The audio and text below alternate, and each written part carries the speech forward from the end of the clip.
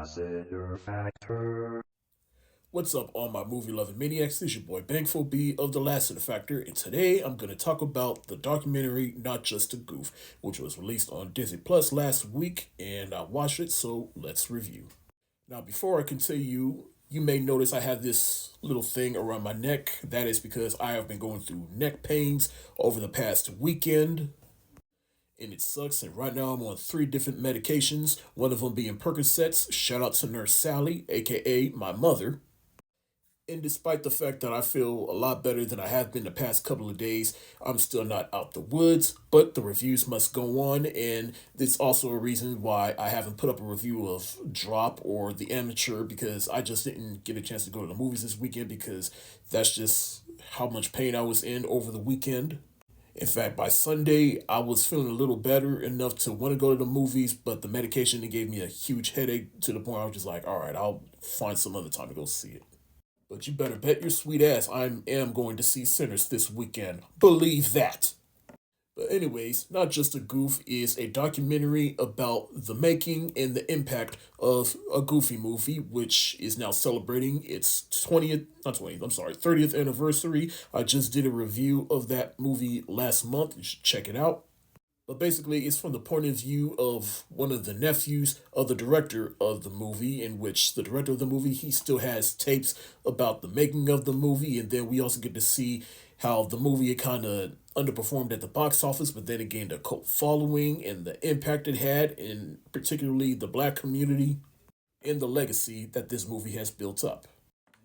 Now, a Goofy movie, for me, like I said, check out my review, but it's always one of those movies that I remember watching as a kid, but I never owned it on VHS, but it was a movie I always heard about. And of course, I've seen its sequel, Extremely Goofy Movie. And then over the course of, let's say, the past 10 years, maybe 15 years, the movie gained such a huge following and a huge appreciation for that movie that it warranted this documentary right here. And I say this was definitely a good documentary that highlighted all of that.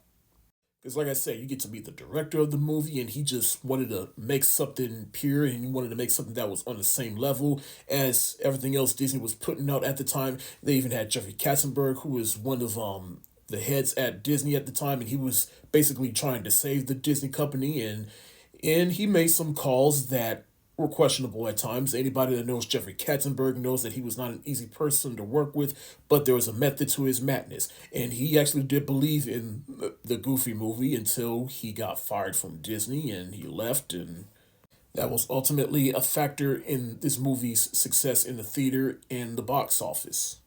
And they do highlight that real good. And like I said, the VHS tapes that were recovered, they really go in depth in the making of this movie, from the voice casting to the animation. It's also no secret that that movie was made by Toon Disney, which was kind of basically the B team of animators. But it's really the second half of this documentary that highlighted the success of this movie for me, because, like I said, the critics weren't too kind to this movie when it came out. It wasn't in theater for too long, and then the movie got released on VHS tape, which really got a lot of traction. And then at that point, the movie had been out long enough that people started getting nostalgia for the movie.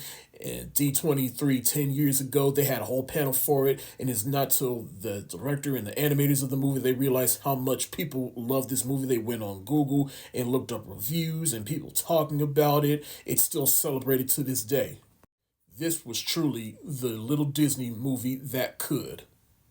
If you're a fan of the Goofy movie, if you're a child of the 90s, if you like a good comeback story, I highly recommend you watch this documentary. It's really good. Not Just a Goof easily gets the hard eyes emoji. Thank y'all so much for watching. Have you seen Not Just a Goof? If so, let me know what you think in the comment section below. This is your boy Bankful B of the Lassiter Factor. Stay safe, wash your hands, peace.